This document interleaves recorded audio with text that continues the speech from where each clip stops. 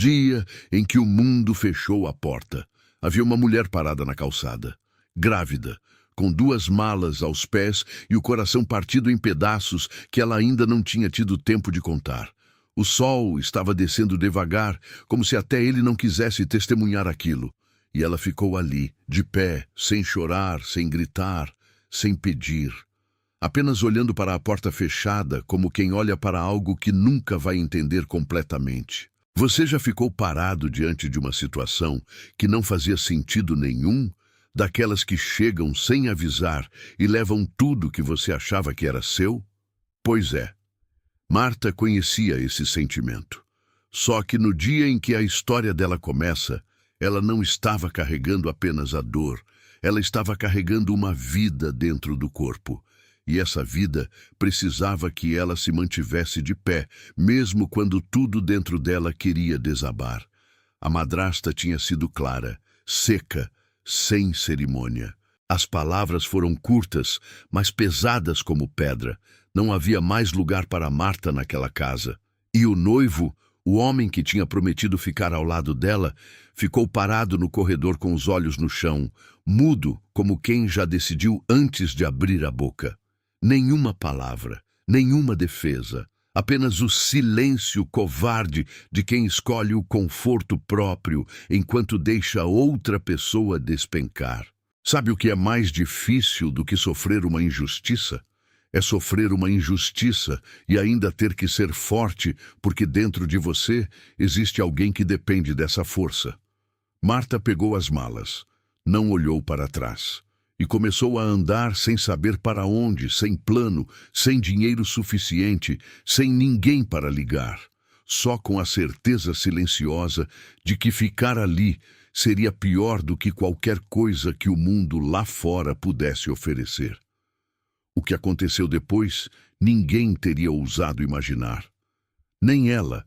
Capítulo 1. O dia em que o silêncio falou mais alto.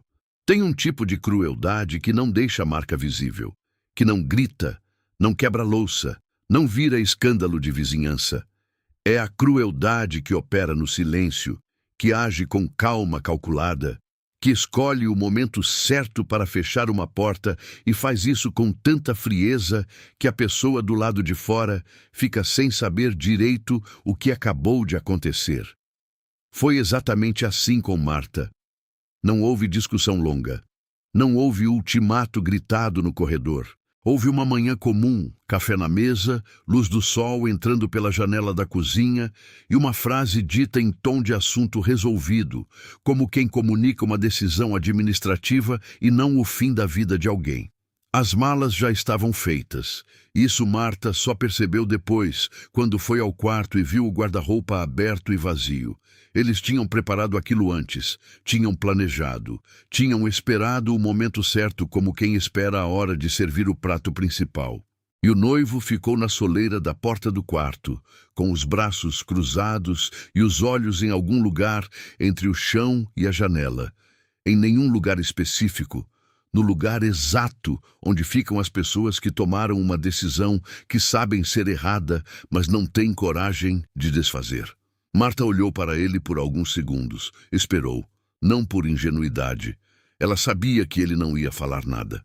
Esperou porque queria gravar aquela imagem com precisão.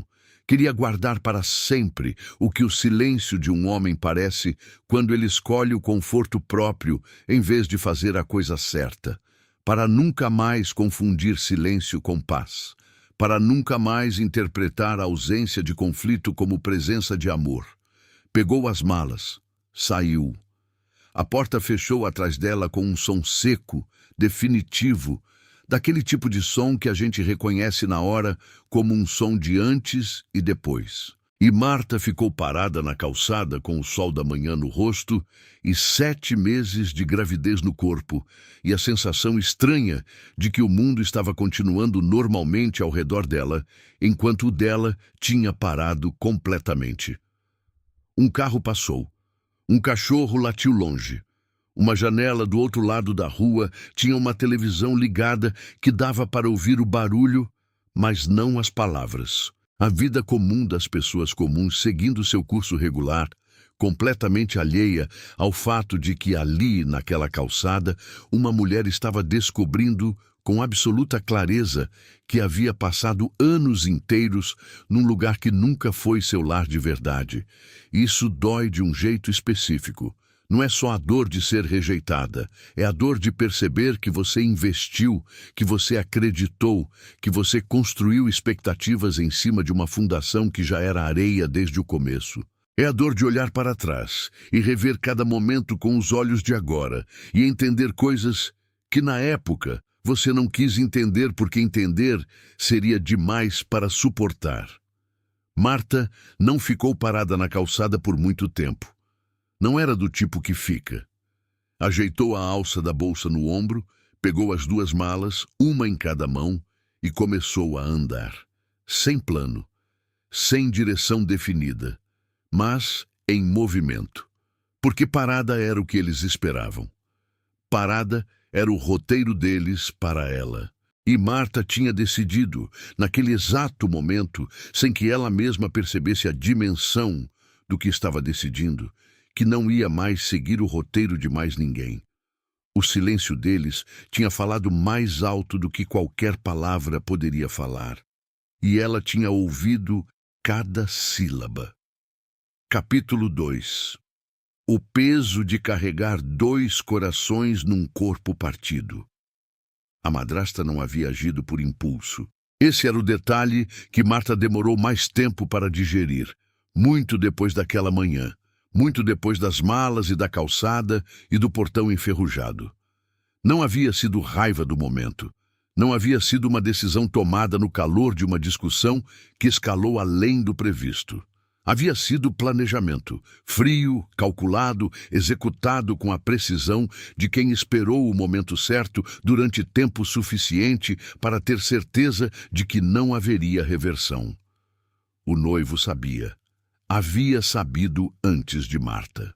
Ela descobriu isso muito depois, por um caminho indireto que a vida às vezes escolhe para entregar as verdades que a gente não buscou, mas precisava ter. Uma mensagem que não era para ela ver, num telefone que ficou desbloqueado por descuido, numa tarde comum.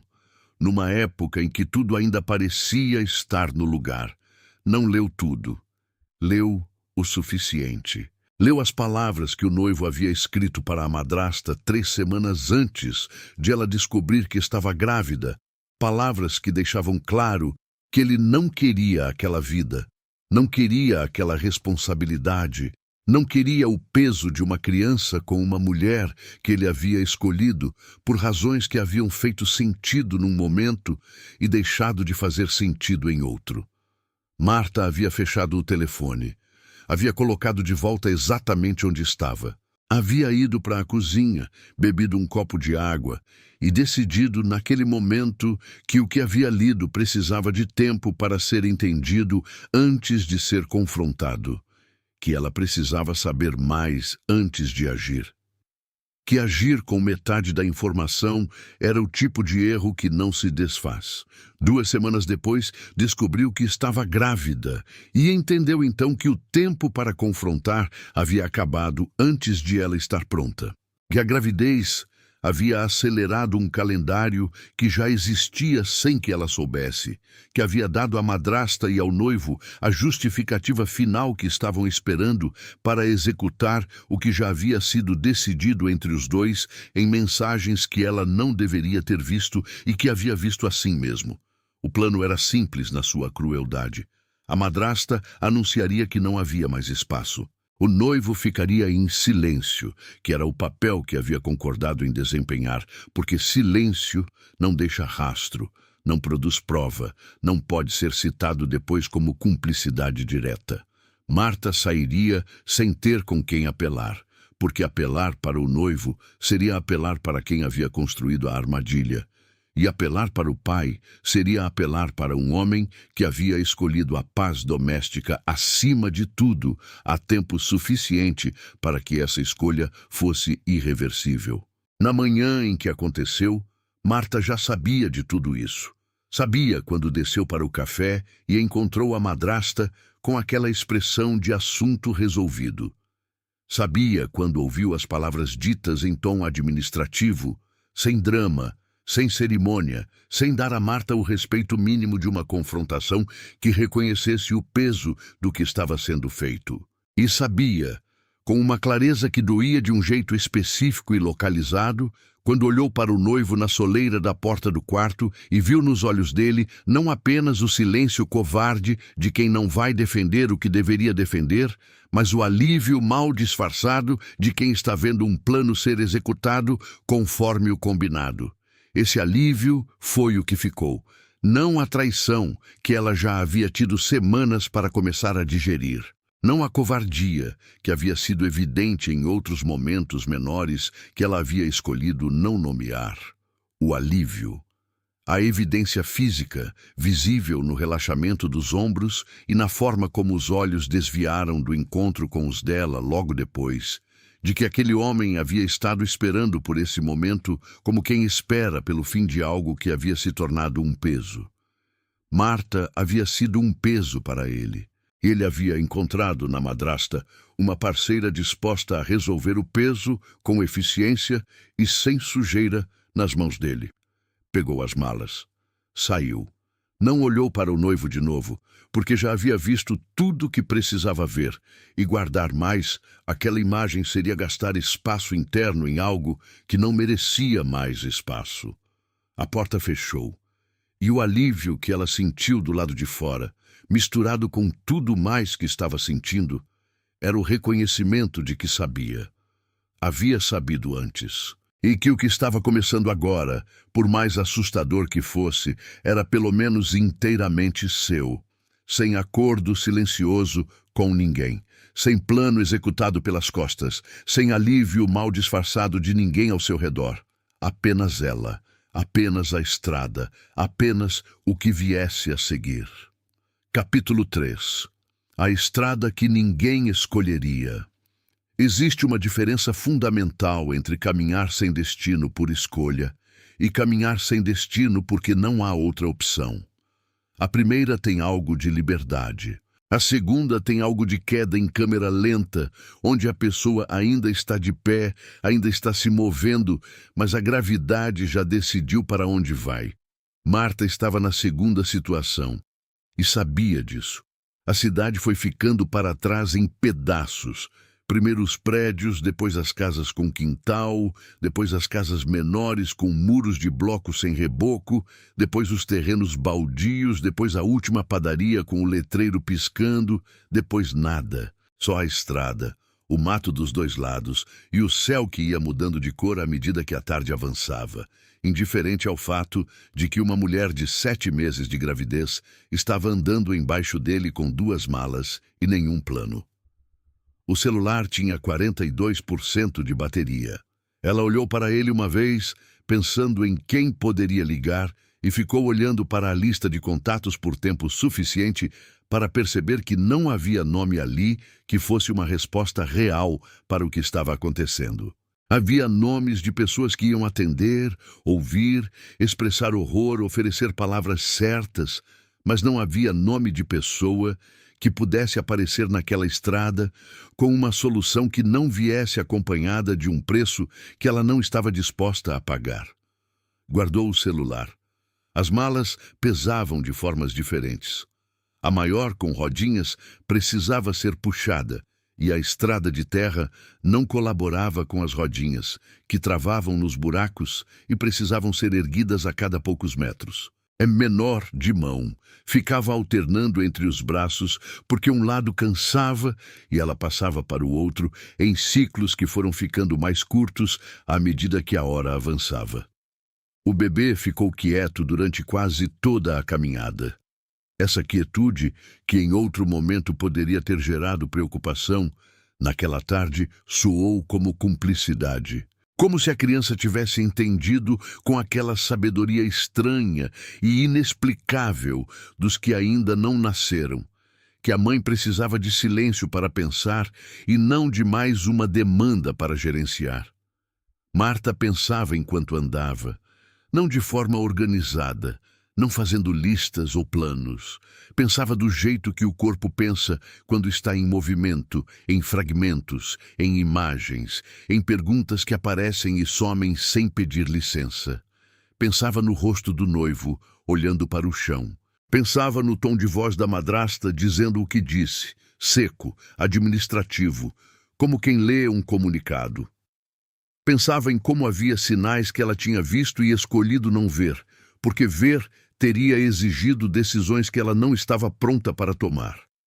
Não havia amargura nesses pensamentos. Havia algo mais honesto e mais difícil que amargura.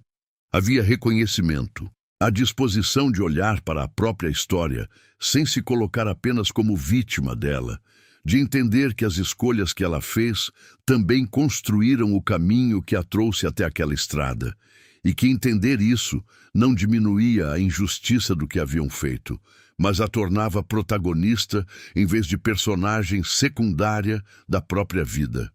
A dor nas costas chegou antes do portão. Ela parou, colocou as malas no chão, pressionou as duas mãos na região lombar e ficou assim, com o rosto levantado para o céu, que agora estava laranja e roxo nas bordas, respirando com a deliberação de quem conta a respiração para não deixar que a dor decida o próximo passo. Ficou assim por 2 minutos. Depois pegou as malas. Foi exatamente aí, quando ela levantou a cabeça para ver quantos metros de estrada ainda havia pela frente, que o portão apareceu. Enferrujado, torto, quase invisível no meio do mato que havia crescido dos 2 lados até quase engoli-lo. Atrás dele, mal visível no entardecer, a silhueta de uma construção. Marta ficou olhando por alguns segundos sem se aproximar, como quem precisa ter certeza de que o que está vendo é real e não o produto de um corpo cansado demais, inventando saídas. Era real. As paredes eram reais. O telhado, mesmo torto, era real. Ela caminhou até o portão com as malas arrastando atrás. Empurrou a madeira podre que cedia com pressão mínima e entrou no terreno sem hesitar, porque hesitar naquele momento seria gastar uma energia que ela não tinha para uma dúvida que não servia para nada. A estrada que ninguém escolheria tinha chegado em algum lugar. Ainda não estava claro em que tipo de lugar, mas algum lugar era infinitamente melhor do que estrada. Capítulo 4. Quando a terra fala antes das pessoas. Há lugares no mundo que parecem ter memória. Não a memória fria de datas e fatos, mas aquela outra, a que fica impregnada nas paredes, no cheiro do ar, na forma como a luz bate numa superfície velha no fim do dia. Lugares que guardam dentro de si tudo o que aconteceu neles, as alegrias que um dia encheram aqueles cômodos, o trabalho que aquelas mãos fizeram naquele chão, o silêncio que foi chegando devagar quando as pessoas foram embora e o tempo foi tomando conta do que era delas. A fazenda era um lugar assim. Marta sentiu isso antes de entender, antes de ver o fogão, o poço, o galpão. Sentiu no momento em que atravessou o portão e o cheiro do lugar chegou até ela. Terra, madeira velha, mato úmido, ar parado, que guardava dentro de si camadas de tempo que ela não tinha como calcular. Um cheiro que não era bom nem ruim, era antigo. E havia algo no antigo que acalmava de uma forma que o novo nunca consegue, porque o antigo já passou por tudo e continua de pé. E isso, por si só, é uma forma de promessa. Ela não acendeu nenhuma luz. Não havia luz para acender. Usou o celular como lanterna e deixou os olhos se acostumarem com o escuro aos poucos, da forma que os olhos sabem fazer quando a pessoa para de lutar contra a escuridão e simplesmente espera. A cozinha foi o primeiro cômodo. O fogão de ferro fundido estava exatamente onde estaria, numa cozinha de fazenda de 50 anos atrás, encostado na parede de tijolos, com a boca aberta e fria, esperando lenha com a paciência de quem sabe que a espera faz parte. A pia de pedra tinha uma rachadura no canto, mas estava inteira. A torneira velha tossiu, cuspiu ar, cuspiu água marrom e foi clareando com uma lentidão que parecia deliberada, como se o lugar estivesse testando se Marta tinha paciência para esperar pelo que era bom. Ela esperou. A água saiu limpa. Naquele gesto simples, uma torneira velha entregando água limpa para uma mulher que precisava, havia uma generosidade que nenhuma das pessoas que deveriam ter sido generosas com Marta havia demonstrado naquele dia. A terra dava sem cobrar, sem condição, sem esperar que ela merecesse primeiro. O quarto tinha um catre sem colchão e uma janela com vidraça quebrada que deixava entrar o vento da noite junto com o cheiro do campo. Marta passou a mão na madeira do catre e a madeira não cedeu, firme, honesta, do tipo de móvel que foi feito para durar e durou. Havia uma camada de poeira em cima que ela limpou com a manga da blusa sem pensar, por instinto de quem já está, sem perceber, começando a tratar aquilo como seu. Foi no galpão que a fazenda apresentou sua primeira surpresa. A galinha carijó estava no canto mais escuro, imóvel, com aquela dignidade específica das aves velhas, que já não se impressionam com nada. Quando o feixe de luz do celular a encontrou, ela não fugiu, não cacarejou, não fez o movimento nervoso que galinhas costumam fazer quando são surpreendidas no escuro. Simplesmente virou a cabeça devagar e encarou Marta com um olho redondo e sério, como quem avalia e já chegou a uma conclusão antes de terminar de olhar. Marta ficou parada. A galinha ficou parada. Nenhuma das duas recuou. Havia naquele silêncio compartilhado entre uma mulher grávida, exausta, e uma galinha velha, algo que Marta só conseguiria descrever muito depois, quando tivesse palavras para isso. Era a sensação de ser aceita sem precisar explicar nada. Sem precisar justificar sua presença, contar sua história, demonstrar que merecia estar ali. A galinha a havia olhado e decidido, com a simplicidade direta dos animais, que não havia problema nenhum naquela chegada. Depois disso, o lugar deixou de ser uma fazenda abandonada. Começou a ser outra coisa, ainda sem nome, ainda sem forma definida, mas outra coisa. Marta voltou para a cozinha, juntou gravetos que havia no canto do galpão, acendeu o fogão de lenha com os fósforos que estavam no fundo da bolsa, esquentou água e sentou no degrau da cozinha com as mãos envolvendo o copo quente enquanto a noite fechava completamente lá fora. O fogo dentro do fogão fazia aquele som baixo e constante de coisa viva. As paredes velhas seguravam o calor com uma eficiência que as paredes novas não sabem ter. E pela primeira vez naquele dia inteiro, Marta respirou fundo sem que a respiração tremesse no meio. A terra havia falado antes das pessoas. Tinha dito, sem palavras, com água limpa e fogo, e o olhar direto de uma galinha velha: "Você pode ficar. Isso aqui aguenta você. Isso aqui não vai fechar a porta." Capítulo 5. A arte de aprender sem ninguém para ensinar.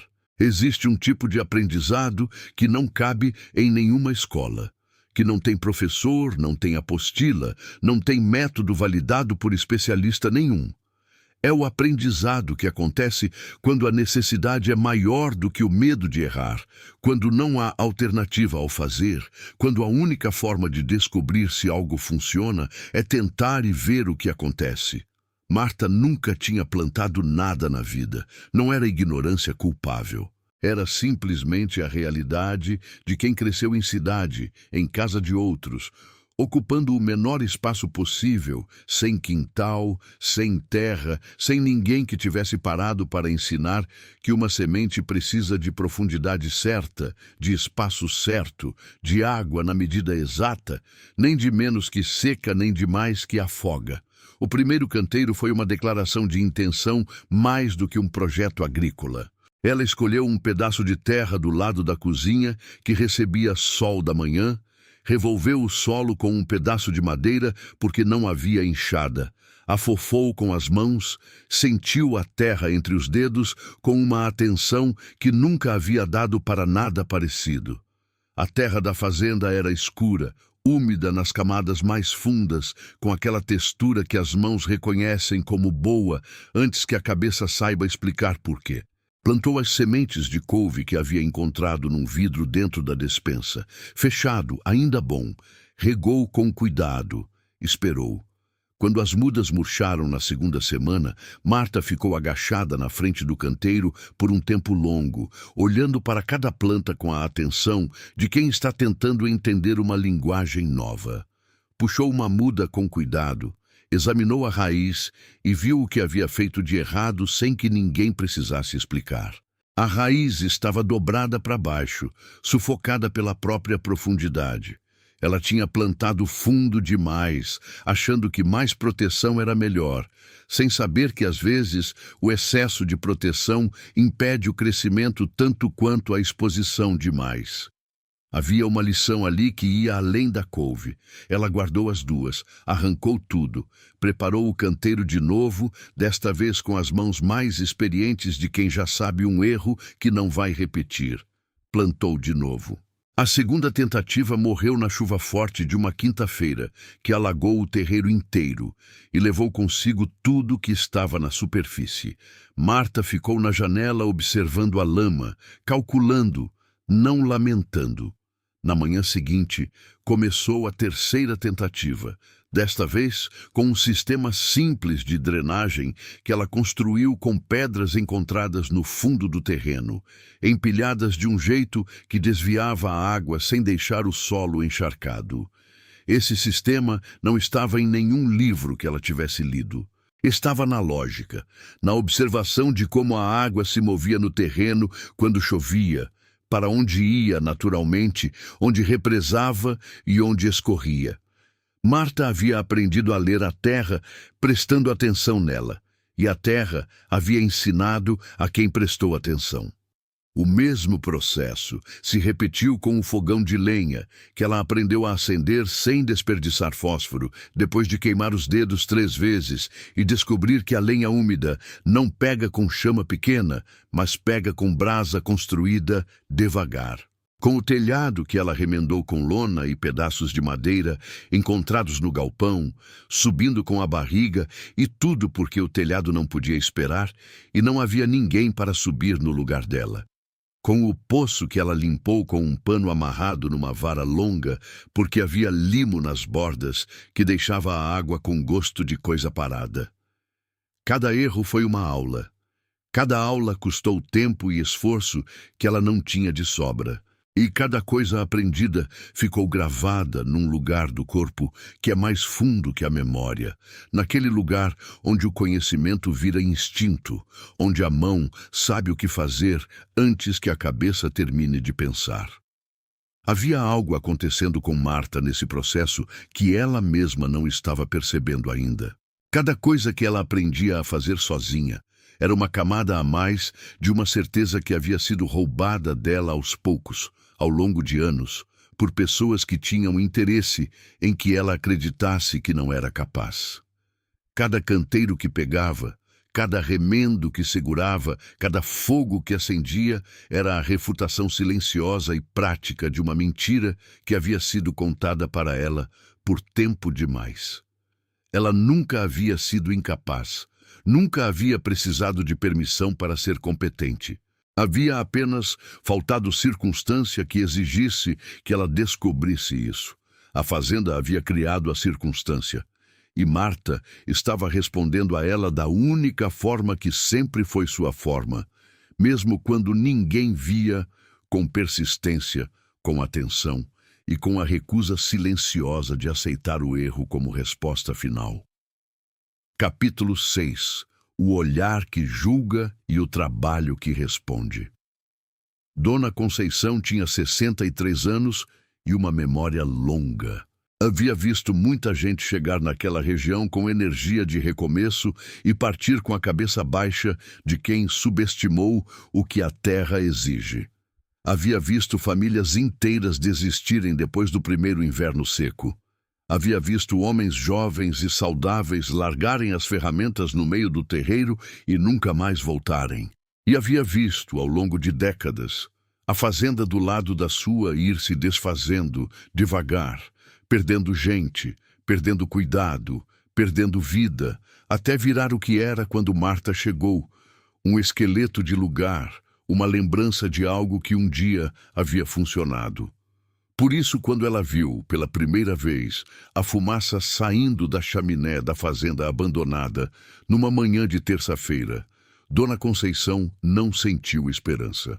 Sentiu a curiosidade cética de quem já sabe como essa história termina e só quer confirmar quando.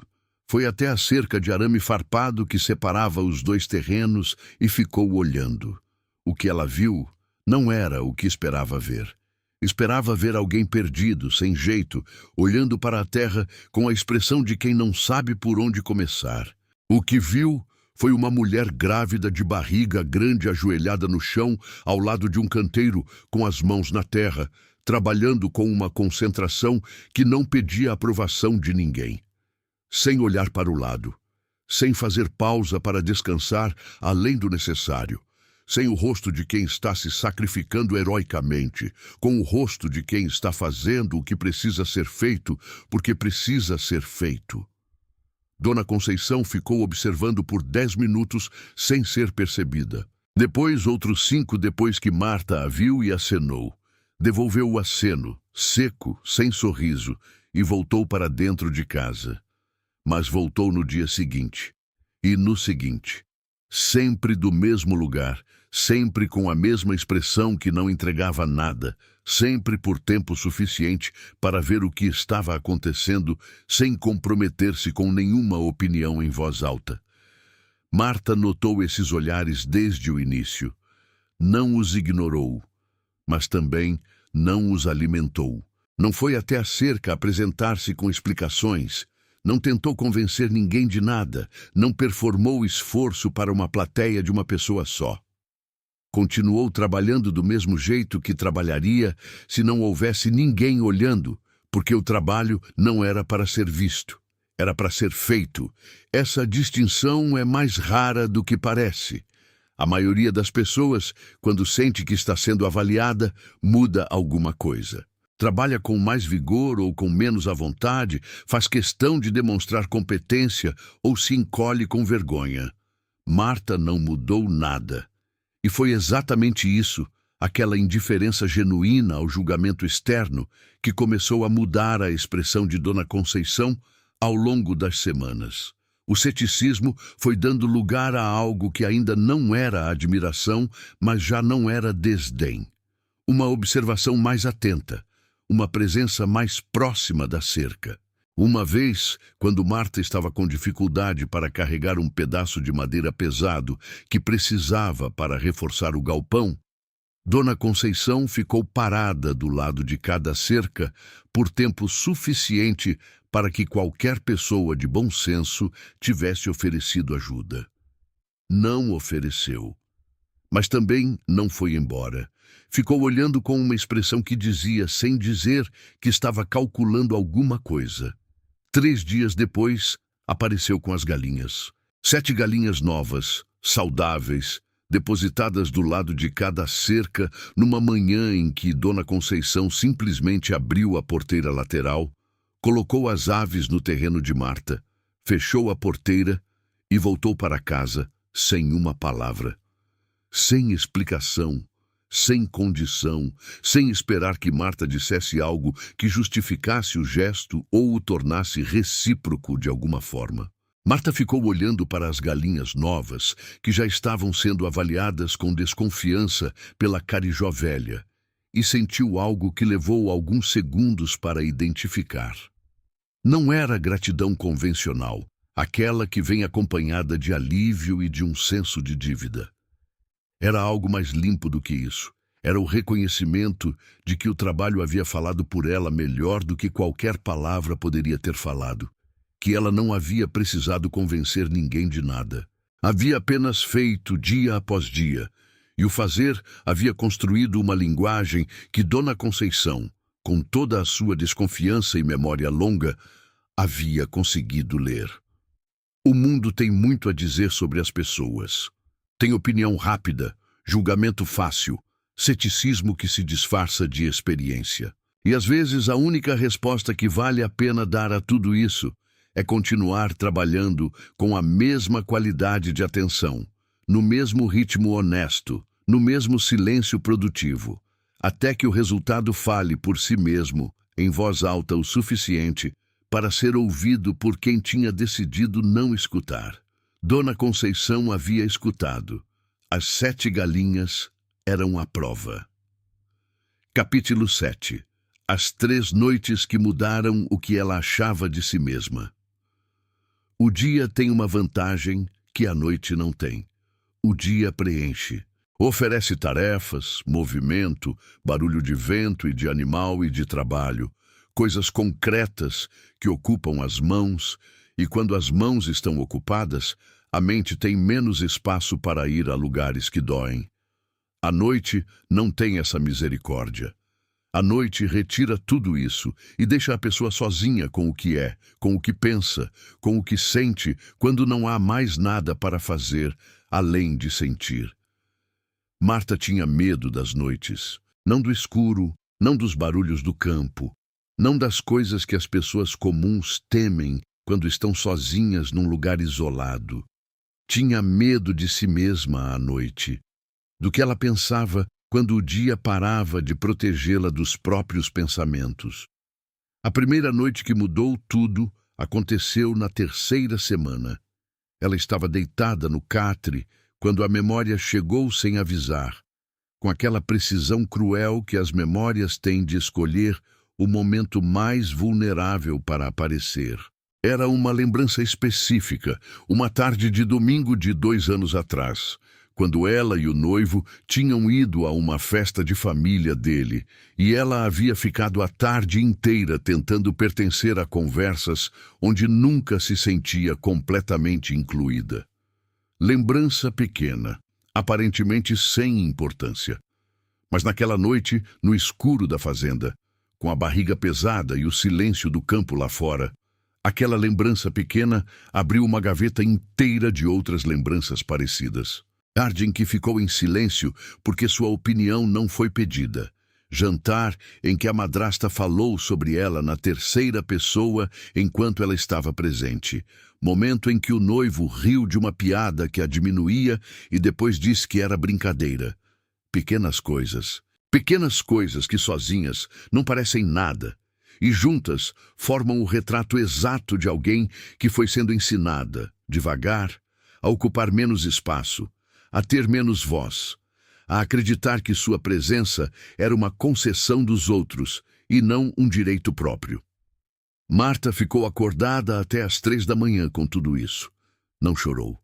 Ficou com os olhos abertos no teto escuro, deixando cada memória passar como quem revisa um documento que precisa ser entendido antes de ser arquivado. E quando o último pensamento passou e o silêncio voltou, ela fez uma pergunta para si mesma em voz baixa, uma pergunta que nunca havia feito com essa clareza antes. Perguntou: quando foi que eu aceitei isso como normal?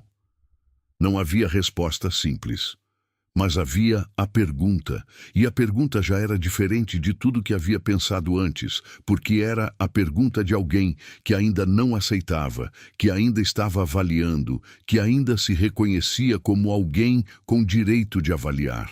A segunda noite aconteceu 6 semanas depois. Havia sido um dia de trabalho físico intenso, o tipo que deixa o corpo com aquela exaustão boa e pesada de quem trabalhou de verdade. Marta estava quase dormindo quando ouviu um barulho do lado de fora, algo pequeno quebrando no terreiro, e levantou por instinto para verificar. Encontrou um galho que havia caído sobre parte da cerca do galinheiro. Nada sério, mas estava escuro, estava frio, e consertar aquilo naquele momento exigiria um esforço que o corpo não estava pedindo. Ela consertou assim mesmo, não por heroísmo, por uma razão muito mais simples e mais honesta. As galinhas estavam do lado de cada cerca e a raposa que havia rondado o terreno na semana anterior não estava. O trabalho precisava ser feito agora, porque agora era quando precisava. Enquanto amarrava o arame com os dedos dormentes de frio, com a barriga dificultando o agachamento e a lanterna do celular enfiada entre o queixo e o ombro para iluminar o que as mãos faziam, Marta percebeu que não estava com raiva de estar ali. Não estava se lamentando, não estava pensando em como havia sido injusto chegar até aquele ponto. Estava simplesmente consertando a cerca, porque a cerca precisava ser consertada. Havia uma liberdade estranha nisso. A liberdade de quem não precisa mais pedir permissão para agir, de quem não espera que alguém valide a necessidade antes de atendê-la, de quem é, na prática mais concreta possível, responsável por si mesma. A terceira noite foi diferente das outras duas. Não teve memória dolorosa, não teve tarefa urgente. Teve apenas Marta acordada no catre às 2 da manhã, sem motivo aparente, com a fazenda completamente silenciosa ao redor e a barriga maior do que nunca e o bebê quieto e uma sensação que ela demorou alguns minutos para reconhecer. Era paz. Não a paz de quem resolveu tudo, não a paz de quem não tem mais problemas.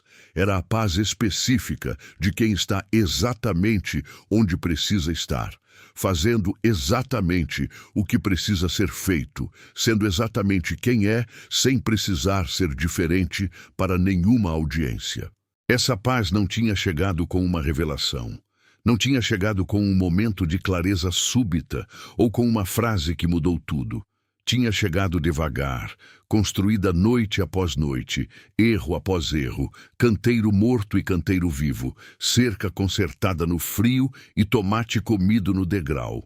Tinha chegado como chegam as coisas reais, sem avisar, sem drama, simplesmente estando lá, quando a pessoa finalmente para o suficiente para perceber.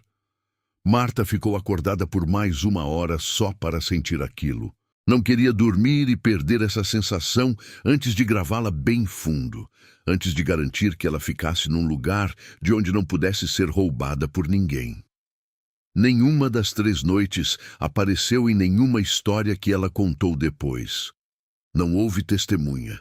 Não houve registro, não houve nada além dela mesma e o escuro e o que aconteceu dentro dela, enquanto o campo lá fora ficava quieto. Mas foram essas 3 noites, mais do que qualquer coisa visível que ela construiu naqueles meses, que determinaram quem Marta seria quando o sol voltasse a nascer. Capítulo 8. O corpo como último território. O corpo grávido tem uma soberania própria que nenhuma circunstância externa consegue revogar completamente. Pode-se tirar o teto, o dinheiro, a família, o nome que se achava que era seu. Não se pode tirar o que acontece dentro de um corpo que está gerando vida.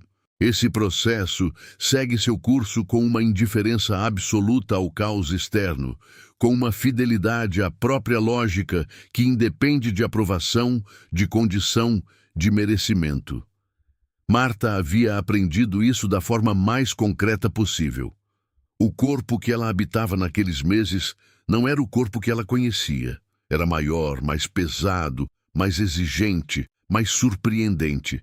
Acordava com dores em lugares que nunca haviam doído antes.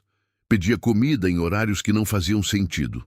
Cansava em momentos inesperados e encontrava reservas de energia em momentos ainda mais inesperados. Era um corpo com agenda própria, com necessidades que não negociavam, com uma sabedoria antiga e silenciosa que sabia exatamente o que estava fazendo, mesmo quando Marta não sabia. Ela aprendeu a escutá-lo de um jeito que nunca havia escutado antes. Não havia médico para consultar, não havia internet com sinal suficiente para pesquisar, não havia mãe ou amiga com experiência para perguntar. Havia apenas o corpo enviando sinais, e Marta aprendendo a decodificá-los com a atenção de quem não tem margem para ignorar o que é importante. Aprendeu a diferença entre a dor que avisa e a dor que passa, entre o cansaço que pede pausa e o cansaço que pede parada, entre a pressão que é normal e a pressão que precisa de atenção. Esse aprendizado exigiu uma forma de presença que ela nunca havia praticado. A presença de estar completamente dentro do próprio corpo, de não dissociá-la dele como proteção contra o desconforto, de não usar o trabalho ou o pensamento como fuga de tudo que o corpo estava sentindo. Era preciso sentir para entender, e entender para responder, e responder para que as duas, ela e a filha, chegassem inteiras até o final daqueles meses. Havia dias em que o corpo simplesmente não cooperava com o plano do dia. Dias em que as pernas inchavam tanto que caminhar pelo terreiro era uma negociação cuidadosa entre o que precisava ser feito e o que podia ser feito sem comprometer o que não podia ser comprometido. Dias em que a pressão baixa a deixava com a cabeça rodando se levantasse rápido demais. E ela aprendera a levantar devagar, sempre segurando em algo firme, sempre esperando que o mundo parasse de girar antes de dar o primeiro passo. Dias em que a exaustão chegava tão cedo que ela almoçava e precisava deitar por 1 hora antes de conseguir continuar, e ela deitava sem culpa, sem se chamar de fraca, porque havia entendido que descanso não era fraqueza, era manutenção. Mas havia também dias de uma força que surpreendia. Dias em que o corpo, com toda a sua sobrecarga, encontrava uma vitalidade que não parecia ter origem no que ela havia comido ou dormido, mas em algo mais fundo, mais anterior, naquele reservatório que os seres humanos acessam quando a necessidade é real e a alternativa é inaceitável. Nesses dias, ela carregava mais, trabalhava mais, movia coisas que não deveria conseguir mover e terminava a tarde com um cansaço honesto e satisfeito que era completamente diferente do cansaço vazio dos dias em que havia apenas existido sem construir nada. O corpo guardava cada dia vivido naquela fazenda de uma forma que a memória não guarda. As mãos ficaram calejadas de um jeito específico, com calos nos lugares exatos onde a enxada e o arame e a madeira haviam sido segurados repetidamente. As costas desenvolveram uma musculatura nova, que redistribuía o peso da barriga de uma forma mais sustentável. Os pés, que haviam inchado tanto no primeiro mês, foram se acostumando com o terreno irregular do terreiro e ganharam uma firmeza de base que não tinham antes. Era um corpo que havia sido transformado pelo que foi exigido dele, não apesar das circunstâncias, mas por causa delas. Havia uma noite, faltando 2 semanas para o nascimento, em que Marta ficou parada na frente do espelho pequeno e rachado que havia encontrado no quarto e ficou se olhando por um tempo longo. Não com vaidade, não com julgamento, não com a avaliação crítica que as mulheres são ensinadas a fazer quando se olham num espelho, com reconhecimento. Como quem olha para alguém que havia ficado muito tempo sem ver e quer registrar cada detalhe antes de mudar de assunto. O que ela viu não era o que estava lá quando a história começou. O rosto tinha linhas que não havia antes, não de envelhecimento, de definição. Os ombros estavam diferentes, posicionados de um jeito que ocupava o espaço com mais intenção. Os olhos tinham aquela clareza específica de quem passou por algo real e chegou do outro lado com a percepção afiada de quem sobreviveu à própria história. Era um corpo que havia trabalhado, que havia carregado, que havia errado e continuado, que havia consertado cercas no frio e plantado canteiros que morreram e replantado sem pedir desculpa pelo fracasso anterior. Era um corpo que havia gerado vida enquanto construía vida, que havia sido ao mesmo tempo instrumento de trabalho e templo de outra pessoa. Marta colocou a mão na barriga e sentiu a filha se mover com aquela força que já era familiar, aquela pressão interna que havia deixado de ser estranha e virado linguagem.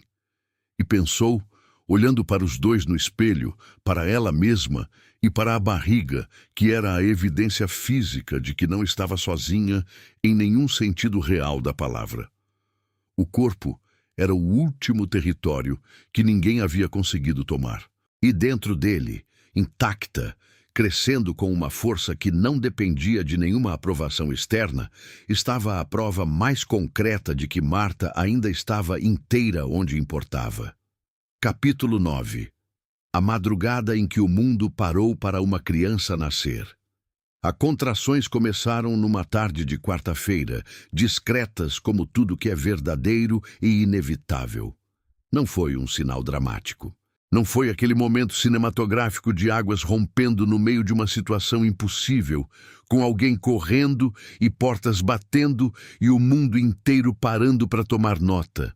Foi uma pressão baixa, rítmica, que Marta primeiro registrou como mais um desconforto do dia e só reconheceu como diferente quando percebeu que voltava com uma regularidade que os outros desconfortos não tinham.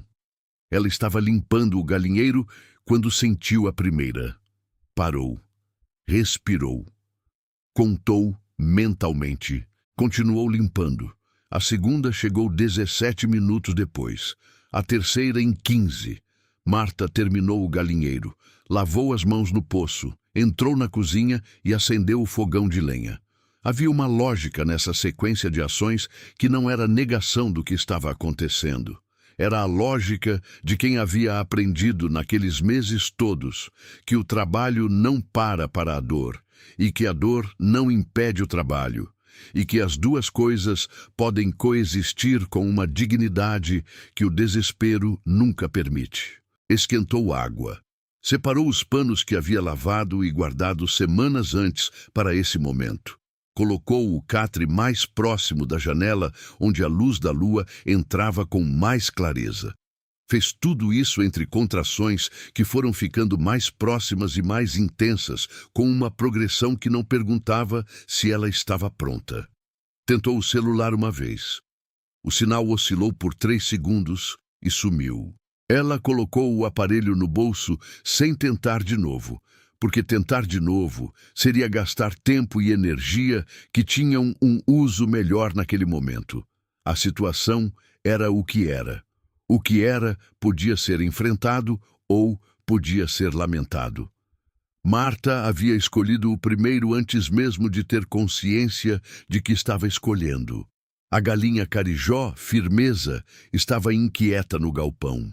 Esse barulho dela, aquele cacarejo baixo e intermitente que não era alarme, nem era chamado, era simplesmente presença sonora, foi a companhia constante daquela tarde que foi virando noite sem pressa. Às vezes Marta ouvia e respondia com um som também baixo, sem palavras, como duas criaturas se comunicando numa linguagem que não precisava de tradução, porque era anterior a qualquer idioma. A noite fechou completamente por volta das 8 horas. A lua estava cheia e alta e iluminava o terreiro com aquela claridade branca e quieta que a lua cheia tem e que não se parece com nenhuma outra luz. Marta abriu a janela do quarto para deixar entrar essa claridade e ficou um momento parada, olhando para o campo lá fora, para os contornos das árvores recortados contra o céu, para a fazenda que havia chegado destruída e estava agora em ordem, silenciosa e firme, como coisa que sabe o que é. Uma contração veio mais forte do que as anteriores, e ela se apoiou no peitoril da janela, com as 2 mãos, respirou fundo, esperou que passasse. Quando passou, ficou ainda um momento olhando para fora.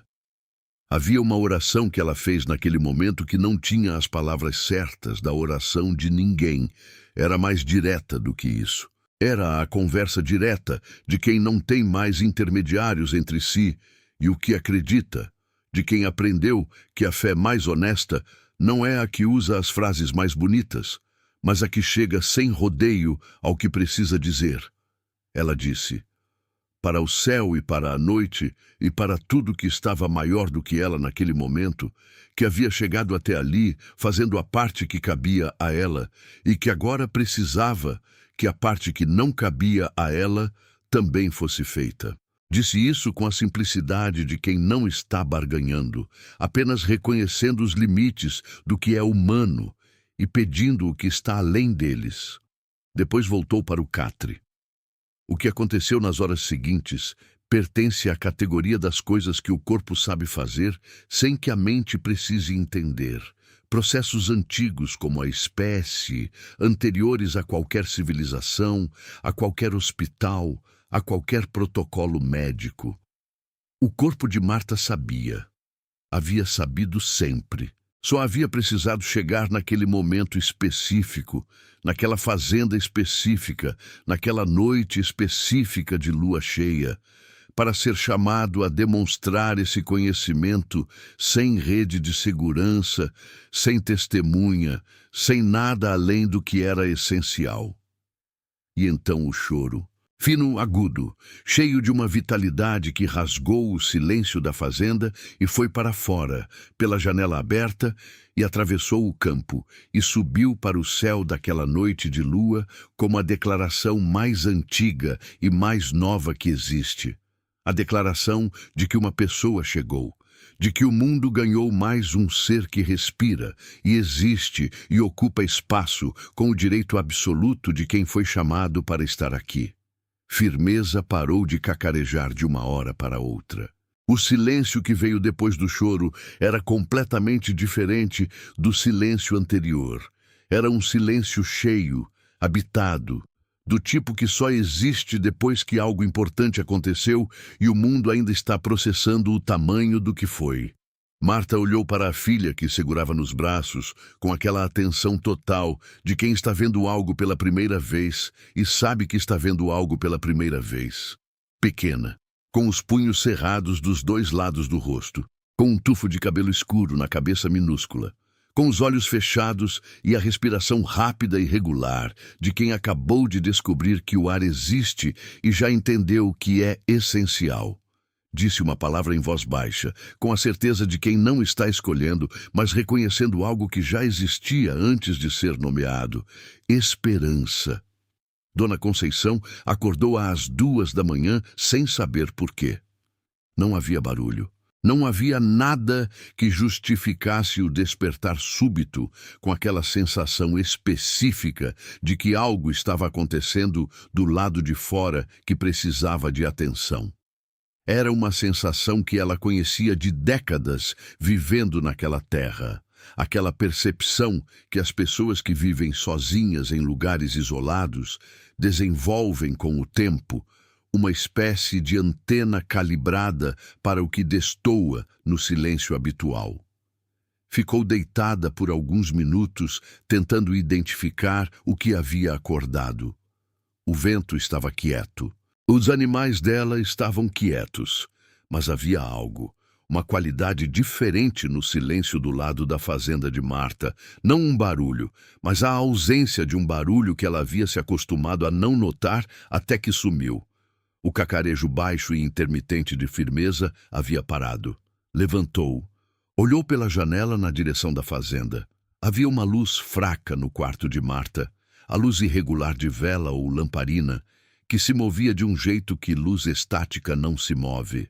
Dona Conceição se vestiu sem pressa, porque pressa era o tipo de coisa que ela havia aprendido a não desperdiçar, onde não havia certeza do que era necessário. Pegou o casaco, o lampião, e caminhou até a porteira lateral que separava os dois terrenos, a mesma por onde havia passado com as 7 galinhas numa manhã sem palavras. Atravessou o terreiro devagar.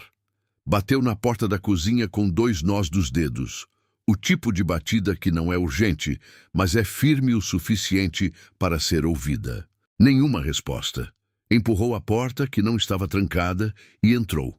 A cozinha estava vazia, com o fogão de lenha ainda com brasa dentro. Caminhou até o quarto. A porta estava entreaberta. Empurrou devagar. O que viu fez com que ela ficasse parada por um segundo completo, não de choque, mas do reconhecimento de quem entende imediatamente a dimensão do que está diante dos próprios olhos. Marta estava no catre, com a filha nos braços, as duas respirando. As duas inteiras. A criança com os punhos cerrados e a respiração rápida e regular de quem acabou de chegar.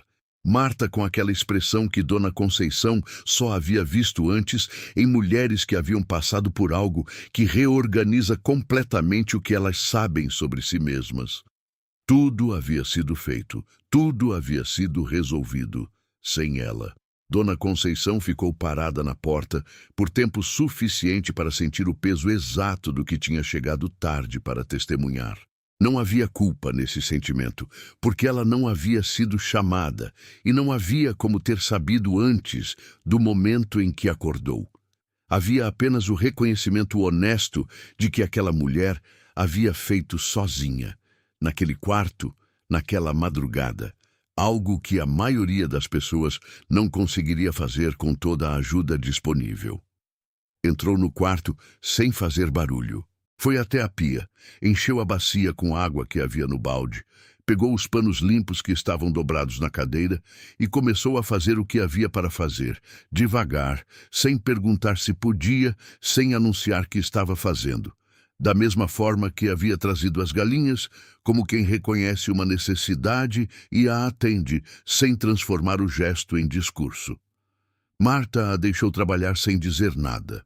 Havia um entendimento entre as duas, naquele silêncio, que era diferente de todos os silêncios anteriores que haviam compartilhado na cerca com café e conversa de tempo e conselho de poda. Era o silêncio de duas pessoas que haviam chegado, por caminhos completamente diferentes, ao mesmo lugar de reconhecimento mútuo. Dona Conceição reconhecia em Marta algo que havia respeitado desde as primeiras semanas, mas nunca havia nomeado. Marta reconhecia em Dona Conceição a presença que chegou tarde, mas chegou, que não havia precisado ser chamada para entender que era necessária. Quando terminou, Dona Conceição ficou parada ao lado do catre, olhando para a criança por um momento. Longa o suficiente para ser intencional, curta o suficiente para não precisar de explicação. Depois olhou para Marta com aquela expressão que não entregava nada e entregava tudo ao mesmo tempo. Disse uma coisa apenas. A voz saiu mais baixa do que de costume, daquele tom que as pessoas usam quando o que vão dizer importa demais para ser dito em volume normal.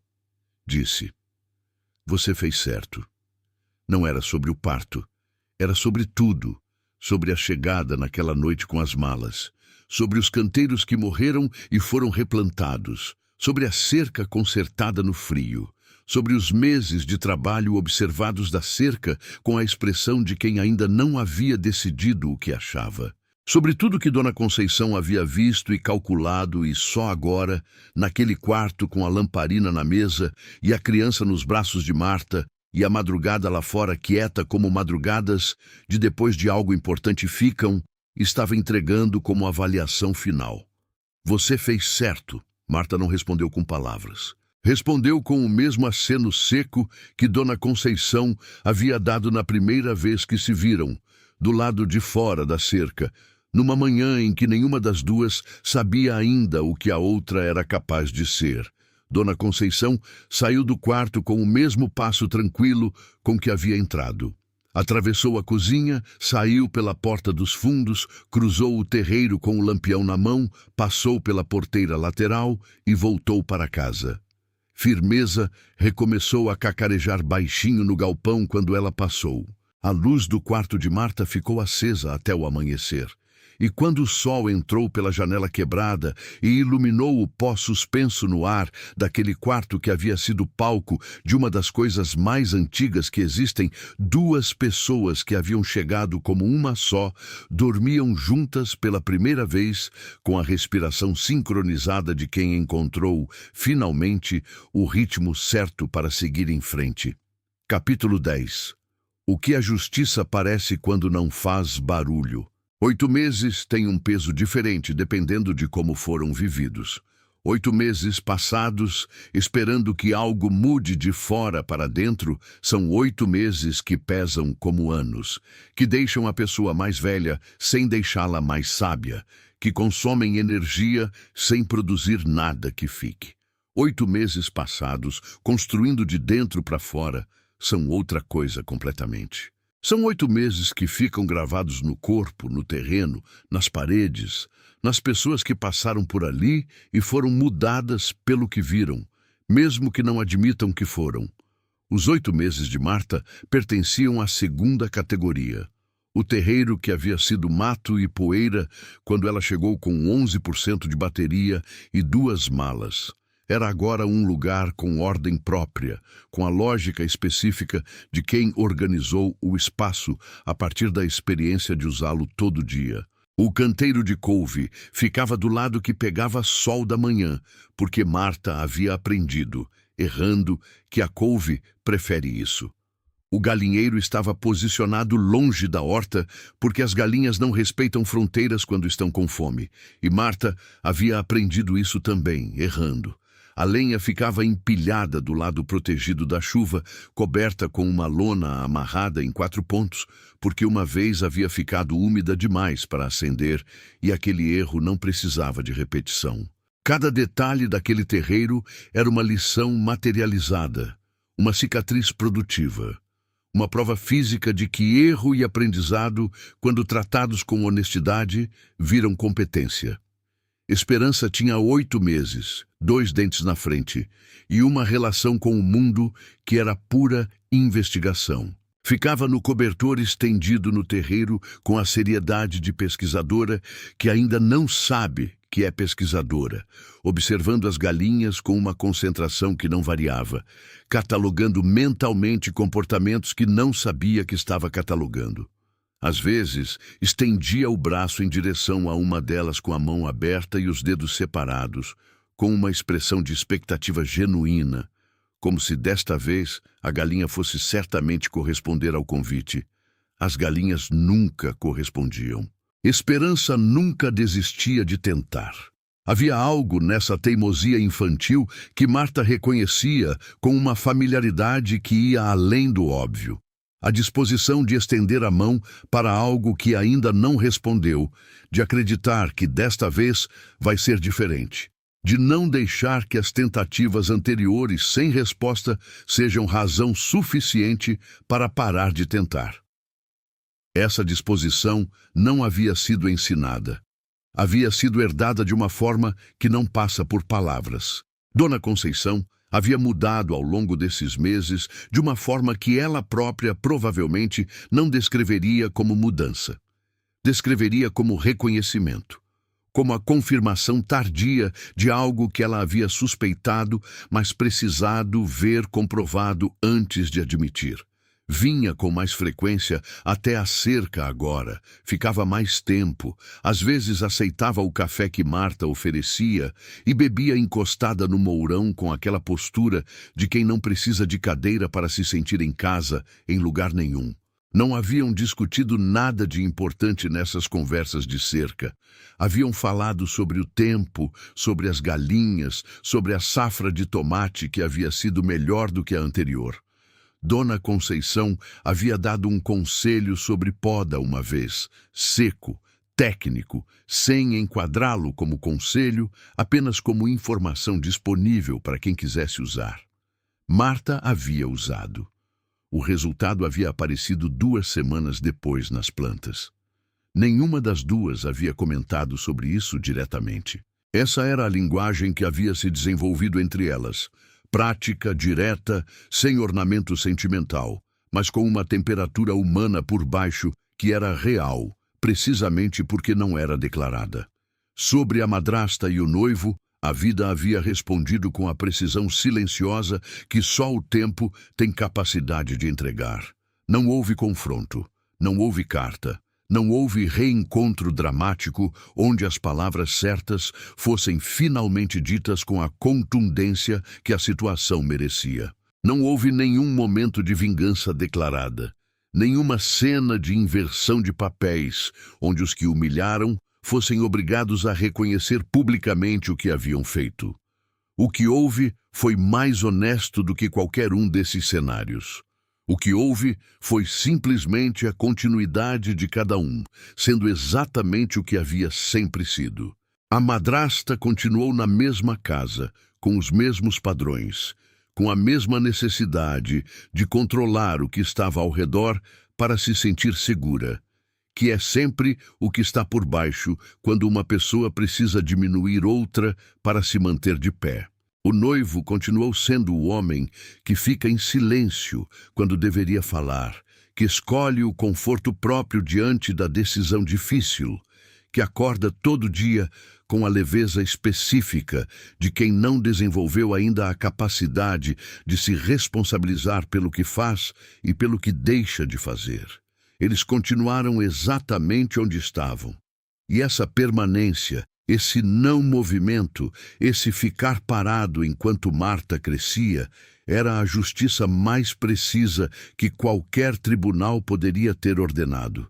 Porque não existe punição mais exata do que a estagnação para quem tentou impedir o crescimento de outra pessoa.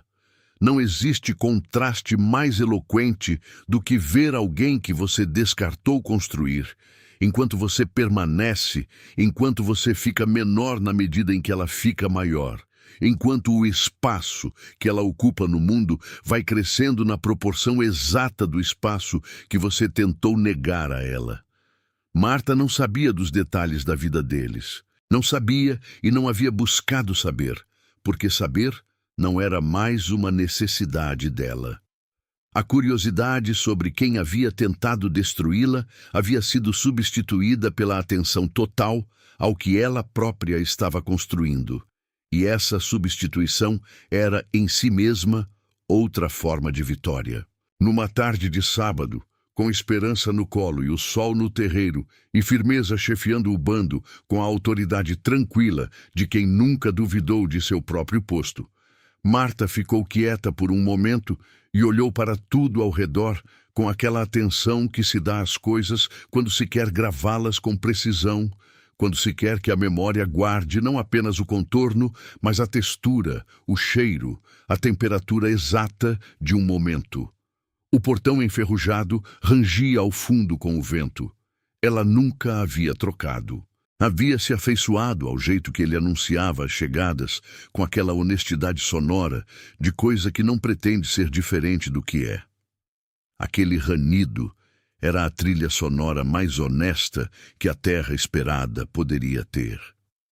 Capítulo 11. A porta que fechou era o caminho. Existe uma pergunta que ninguém faz em voz alta, mas que quase todo mundo carrega em algum lugar dentro de si, guardada entre as coisas que doem demais para examinar com frequência. A pergunta de se aquilo que foi perdido, aquilo que foi tirado, aquilo que desmoronou sem aviso ou com aviso demais que não foi ouvido, se tudo isso tinha um sentido que na época não era possível ver. Marta havia chegado à resposta. Não de forma súbita, não com aquela clareza cinematográfica de revelação que chega numa frase e resolve tudo. Havia chegado da forma que as respostas reais chegam, aos pedaços, ao longo do tempo, construída com as mesmas mãos que haviam construído o canteiro de couve e consertado a cerca no frio e acendido o fogão numa madrugada em que uma criança decidiu que era hora de existir. A resposta era simples. Tão simples que parecia insuficiente para o tamanho do que havia sido necessário para chegá-la. A porta que fechou era o caminho. Não metaforicamente, não como consolo para tornar o insuportável palatável. Literalmente. A porta fechada naquela manhã, com o sol entrando pela janela da cozinha e as malas já feitas, havia sido a única abertura possível para o que Marta havia se tornado. Se aquela porta não tivesse fechado, ela estaria ainda do lado de dentro, ocupando o menor espaço possível, sendo invisível o suficiente para não ser um problema, vivendo uma vida que cabia na medida que outros haviam determinado para ela. A fazenda não teria existido, terra esperada não teria nome, esperança não teria nascido numa madrugada de lua cheia, com os punhos cerrados e a força de quem chegou pronto para o mundo. Dona Conceição não teria trazido as 7 galinhas numa manhã sem palavras. O canteiro de couve não teria aprendido a crescer depois de morrer 2 vezes.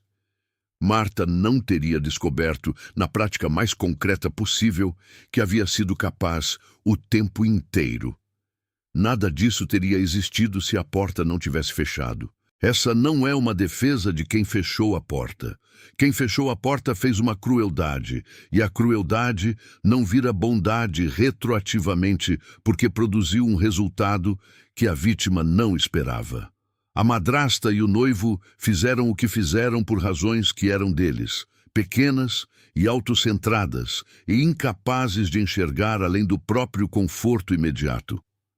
O fato de que o resultado foi diferente do que planejaram não os absolve do que escolheram fazer.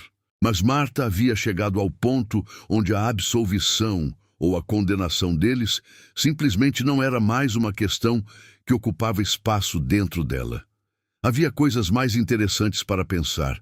Havia uma fazenda para cuidar, uma filha para criar, uma vizinha que bebia café encostada no mourão e dava conselhos de poda sem enquadrá-los como conselhos, uma galinha velha que havia decidido que Marta merecia sua companhia desde a primeira noite. Havia uma vida inteira acontecendo no espaço que a dor havia deixado quando foi perdendo força.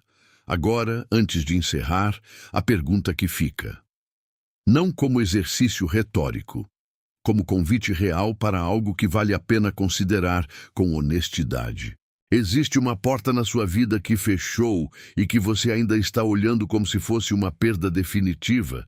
Um fim de relacionamento, uma demissão, uma mudança que não foi escolhida, uma pessoa que foi embora, uma oportunidade que não se materializou da forma que deveria, uma fase da vida que terminou antes que você estivesse pronto para deixar ir. Existe algo que você perdeu que ainda ocupa dentro de você o espaço de uma ferida aberta em vez do espaço de uma cicatriz que virou força? A história de Marta não existe para dizer que toda dor tem propósito imediato e evidente. Existem dores que são apenas dores, perdas que são apenas perdas, e é desonesto fingir que toda destruição é construção disfarçada. A vida é mais complexa e mais cruel do que isso, mas existe uma pergunta específica que vale fazer para cada porta fechada que ainda dói. A pergunta não é por que isso aconteceu. A pergunta é quem você está sendo autorizado a se tornar porque aconteceu. Que versão de você mesmo está sendo convocada por essa circunstância que não teria sido convocada de nenhuma outra forma? Que força está sendo exigida de você agora que você não sabia que tinha até que precisou ter? Marta não sabia que conseguia plantar até que precisou se alimentar. Não sabia que conseguia consertar até que não havia ninguém para consertar no lugar dela. Não sabia que conseguia dar à luz sozinha numa fazenda sem nome, numa madrugada de lua cheia, até que foi exatamente isso que foi necessário. Não sabia que conseguia construir um lar do zero até que não ter lar a colocou diante de um lugar que precisava virar um. Ela não sabia de nada disso. A porta fechada foi o único jeito de descobrir. Isso não é o fim da história de Marta. É o começo do que ela ainda vai construir, do que esperança ainda vai ser, do que terra esperada ainda vai se tornar com o tempo e com o trabalho das duas crescendo juntas naquele lugar que o mundo havia esquecido e que elas haviam se lembrado de amar. E talvez seja também o começo de uma pergunta que você vai levar com você quando esse vídeo terminar. Uma pergunta que não precisa de resposta agora, que pode ficar maturando no lugar onde as coisas importantes ficam enquanto a vida continua acontecendo ao redor. A porta que fechou na sua vida. Para onde ela estava apontando?